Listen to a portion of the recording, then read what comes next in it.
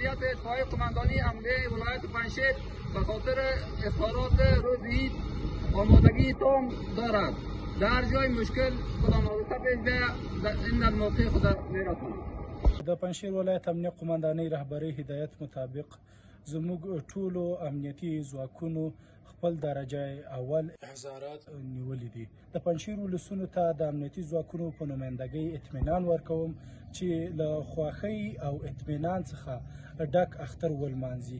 زموږ امنیتي ځواکونه چاته اجازه نه ورکوي چې ستاسو امنیت ته خلل وارد کړي.